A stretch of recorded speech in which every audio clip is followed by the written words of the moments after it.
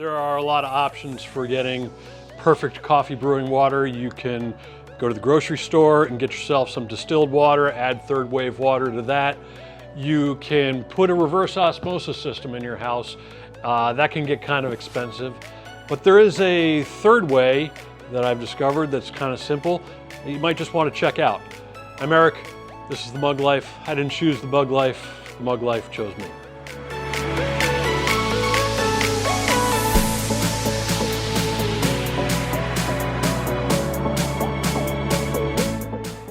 So this is your standard refrigerator-based water filter. You probably either have one or have seen one around. They're fantastic, easy to use, relatively fast. But the problem is they don't filter get rid of a lot of the hardness or alkalinity that we need for brewing really good coffee water. This right here is the Zero water filter pitcher system.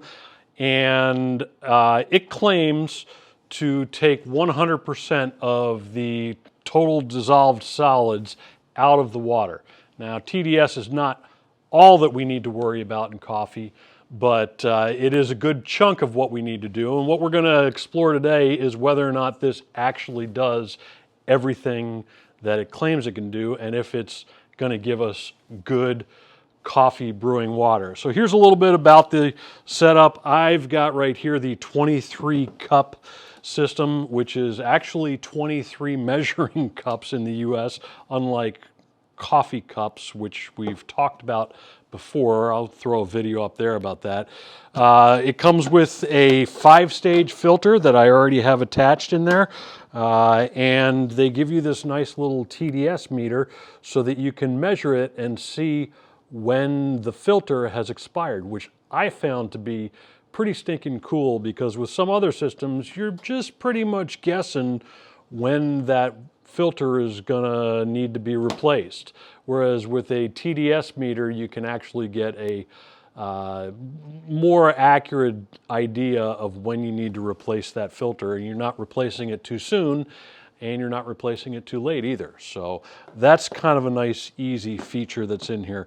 The filter is really easy to attach. It is they claim it's a 5-stage filter, which it is. It uses a process called ionization to get the dissolved solids out of the water.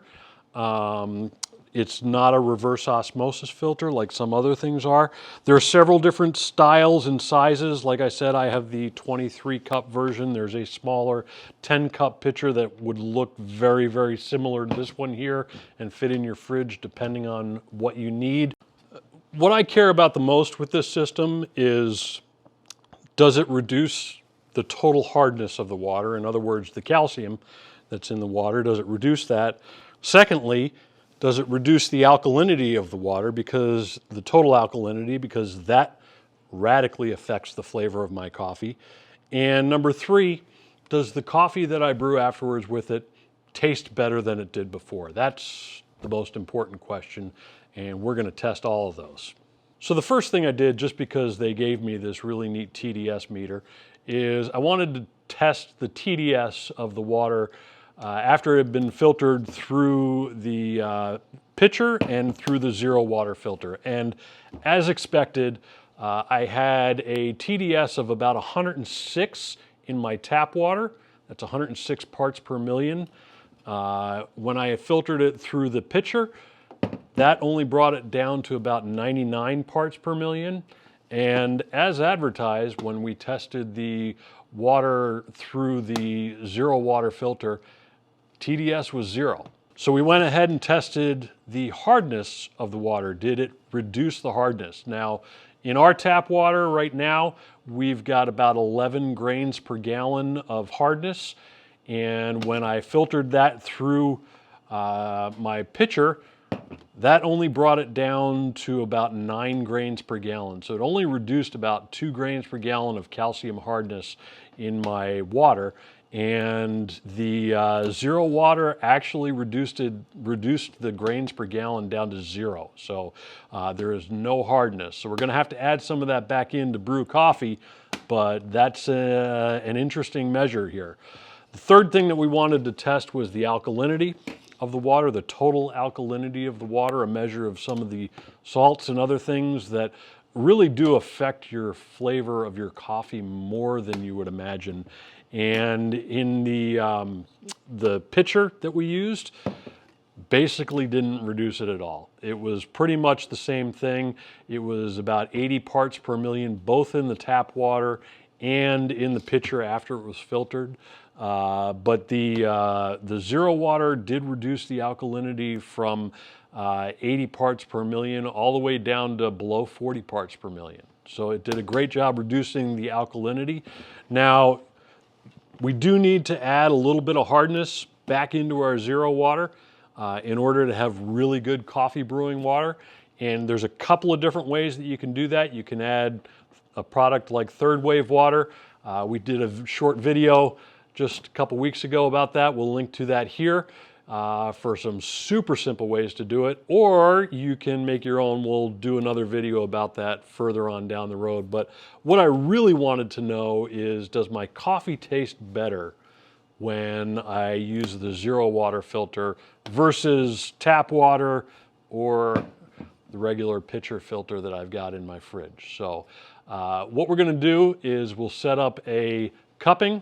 It'll be blind. We'll mix up the three samples that I've got. I'll brew one with tap water. We'll brew one with our pitcher filtered water and one with our zero water system, and see if it actually does make a difference with the three different samples. All right, we're back. I've got 3 cupping samples that have been mixed up here. One of them is from the zero water filter. One of them is from the regular pitcher, and the other one is just our tap water. I'm going to cup them, see if I can actually tell a difference and which one might taste better. So let's get started.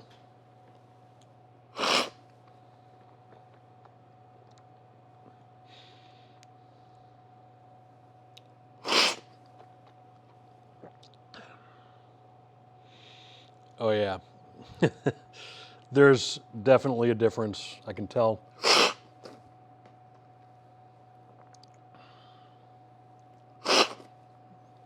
Yeah, I know for sure this middle one is definitely going to be the zero water. These two here, I'm not sure if I can tell quite yet which one is the pitcher and which one's the tap water. I have a feeling, but they just kind of fall flat. I probably should have said this is a Ethiopian light roast Sidamo natural processed coffee, so it should have a lot of bright kind of fruity notes, real nice acidity to it, kind of a pop when you first taste it, and without a doubt, that's the one right there. Let's take a look here. Yep, that is our zero water. I'm spilling all over here. Kind of crazy. I'm not quite sure which one is the pitcher and which one's the tap water. I'm going to guess this one's the tap water. It just kind of falls flat. This one's got a little bit more acidity to it. Yeah, that one's the tap water. That's one of the things that happens when you have too much alkalinity and too much hardness. The brightness, the kind of fruity, bright flavors just go away with all that extra stuff that's in the water. So without a doubt, that one is the best tasting one right there. That happens to be the zero water.